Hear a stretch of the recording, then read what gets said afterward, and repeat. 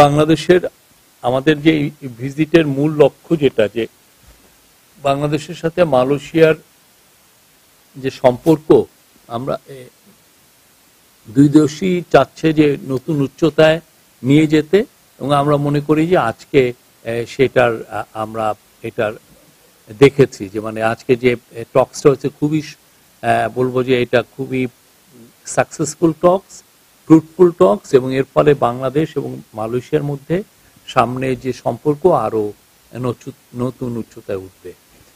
আজকে এই টক্সগুলোর মধ্যে মূল ইস্যুগুলো ছিল মাইগ্রেশন। আপনি জানেন বাংলাদেশি সরকারি হিসাবে 8 লক্ষ আছে, অনেকে বলেন যে এটার নাম্বার হবে 15 লক্ষ বাংলাদেশি এখানে কাজ করছেন। অনেকে এখানে আছেন সেকেন্ড হোম হিসেবে, অনেকে আছেন এখানে হাই স্কিল জায়গায়, অনেকে অনেক প্রচুর প্রফেসর আছেন মালয়েশিয়ার প্রচুর ইউনিভার্সিটিতে, বাংলাদেশি প্রফেসর টিচার্স এবং প্রফেসর আছেন। তো মাইগ্রেশন নিয়ে কথা হয়েছে, মাইগ্রেশন ওয়েলফেয়ার নিয়ে কথা হয়েছে। আসিয়ানে আমরা সেক্টরাল ডায়ালগ পার্টনার হতে চাই, সেই বিষয়ে কথা হয়েছে। তারপরে আমাদের সাথে মালয়েশিয়ার যে একটা ট্রেড, আপনি জানেন ট্রেডের যে ইমব্যালেন্স আছে, সেই ট্রেড ইমব্যালেন্স কিভাবে দূর করা যায়, এবং সেই অনুযায়ী এই যে কাজগুলো আমরা যাতে মালয়েশিয়ার মার্কেট অ্যাক্সেস পাই, সেগুলো অনেকগুলো প্রোডাক্ট যেগুলো আমরা বিদেশে যেগুলো এক্সপোর্ট করি সেটার মার্কেট এখানে অ্যাক্সেস পাওয়ার জন্য কথাবার্তা হয়েছে। ট্রেডের ক্ষেত্রে একটা ইম্পর্টেন্ট একটা ডিসিশন এসছে যে আমাদের দুই দেশ খুব দ্রুত ফ্রি ট্রেড এগ্রিমেন্টের নেগোসিয়েশনটা শুরু করবে। ব্লু ইকোনমি কথা হয়েছে, আমাদের ইন্টারিম গভর্নমেন্টের একটা বড় একটা মিশন হচ্ছে যে বাংলাদেশের যে ডিপসি যে আমাদের যে টেরিটরি আছে সেখানে কিভাবে ডিপসি ফিশিং কিভাবে বাড়ানো যায় সেই বিষয় নিয়ে কথাবার্তা হয়েছে। এশিয়া আলোকে চিরাং পোর্টে তাদের ইনভেস্টমেন্ট নিয়ে কথা হয়েছে। তারপরে এডুকেশন নিয়ে কথা হয়েছে, আমাদের প্রচুর ছেলে, একটা হিসাবে দেখা যায় যে 10,000-এর মতো ছেলে বাংলাদেশি এখানে পড়ালেখা করছেন। তারা যাতে গ্র্যাজুয়েশন করার পরে এখানে স্কিল লেবারের যে স্কিল ওয়ার্কারের যে ভিসা সেটা পান, সেই জন্য কথা হয়েছে। ডিফেন্স কোঅপারেশন নিয়ে কথা হয়েছে দুই জনে।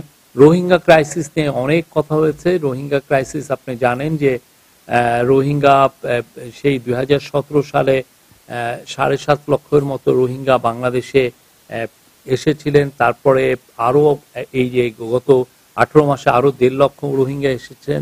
তো প্রায় মোর দেন 1 মিলিয়ন রোহিঙ্গা এখন বাংলাদেশে আছে, এবং এই ক্রাইসিসটা আসলে দিনকে দিন মানে আমরা এই ইন্টারিম গভর্নমেন্ট খুব চেষ্টা করছে যে এই ক্রাইসিসটা কিভাবে রিজলভ করা যায়, এবং এই রিজলভ করানোর জন্যই আনোয়ার ইব্রাহিমের সাথে এই বিষয়ে আলাপ হয়েছে। মালয়েশিয়া বলেছে যে তারা আমাদের সাথে থাকবে, এবং আমাদের সাথে ওরা এবং ইন্টারন্যাশনাল যারা এই বিষয়ে যারা ইনভলভ সবার সাথেই তারা এঙ্গেজড হবেন। আর হালাল ইকোসিস্টেম নিয়ে কথা হয়েছে। আপনি জানেন মালয়েশিয়ায় অনেকগুলো 14টার মতো হালাল ইন্ডাস্ট্রিয়াল পার্ক আছে, যেখানে ওরা হালাল ফুড তৈরি করে, হালাল কসমেটিক্স তৈরি করে। তো এই 14টা ইন্ডাস্ট্রিয়াল পার্ক, এইরকম পার্ক যাতে বাংলাদেশে আমরা করতে পারি সেটা নিয়েও কথাবার্তা হয়েছে, এবং ওদের সাথে খুব আমরা বলবো যে খুবই ফ্রুটফুল একটা ডিসকাশন হয়েছে। বাংলাদেশ ওয়ার্ল্ডের তৃতীয় বৃহত্তম মুসলিম মেজরিটি নেশন হওয়ার সত্ত্বেও বাংলাদেশের হালাল ইকোনমিটা সেভাবে টেক অফ করেনি।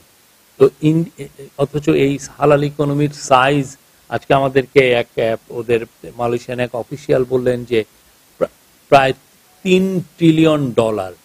তো এই $3 ট্রিলিয়ন আমরা কিভাবে এই মার্কেটটাকে কিভাবে এক্সপ্লোর করতে পারি, এবং সেক্ষেত্রে বাংলাদেশের প্রতিষ্ঠানগুলো যারা হালাল পণ্য উৎপাদন করবেন বা রপ্তানি করবেন তাদের সার্টিফিকেশনটা কিভাবে হবে, কিভাবে তারা ফ্যাক্টরিগুলোকে মানে হালাল সম্মত করবেন, সেগুলো নিয়ে খুব ভালো ডিসকাশন হয়েছে। এই ছিল আজকে মানে অফিসিয়াল ডিসকাশনের বিষয়। এছাড়া পরবর্তীতে এসে আপনারা জানেন যে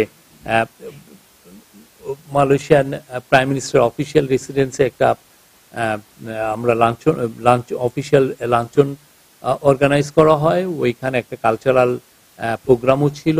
তারপরে আমরা এসে পড়ি, এখানে এসে পড়ার পরে অনেকগুলো মিটিং হয়েছে। একটা তো বিজনেসের, আপনারা জানেন যে আমাদের তরফ থেকে একটা বিজনেস ফোরামের মিটিং হয়েছে, সেখানে মালয়েশিয়ান যত বড় বড় বিজনেসম্যান তাদেরকে ইনভাইট করা হয়েছিল। সেই কনফারেন্সে প্রফেসর ইউনুস, আমাদের যিনি বিডার এক্সিকিউটিভ চেয়ারম্যান আশিক চৌধুরী এবং রবি এক্সিয়াটার, যেটা প্যারেন্ট কোম্পানি এক্সিয়াটা বেরহাত, এটার গ্রুপ সিইও বিবেক সুদ কথা বলেছেন।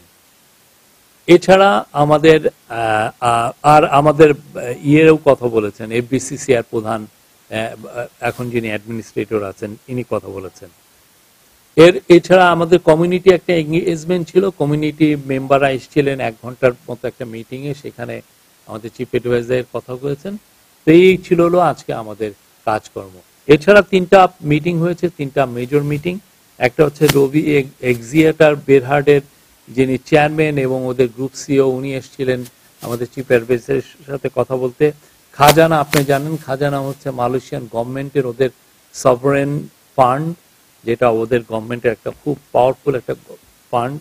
তাদের চিফ এক্সিকিউটিভ এসেছিলেন, তাদের সাথে কথা হয়েছে। এবং মালয়েশিয়ার যে হালাল ইকোসিস্টেম নিয়ে যারা কাজ করছেন, ওদের এইচডিসি এবং ওদের যিনি এই পুরো বিষয়টা যারা দেখছেন, তাদের সিনিয়র অফিসিয়ালরা এসেছিলেন সবার সাথে। বায়োলেটারাল যেটা টক্স হলো, এটা হাই লেভেল, আমাদের পক্ষ থেকে চিফ অ্যাডভাইজার ছিলেন, ওদের পক্ষ থেকে আনোয়ার ইব্রাহিম ছিলেন।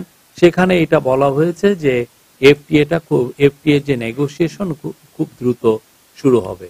আর আপনার সেকেন্ড কোশ্চেনটা ছিল হলো প্রথমটা হলো কতটা ফলপ্রসূ। আমরা মনে করি এটা খুবই ফলপ্রসূ একটা সফর হয়েছে।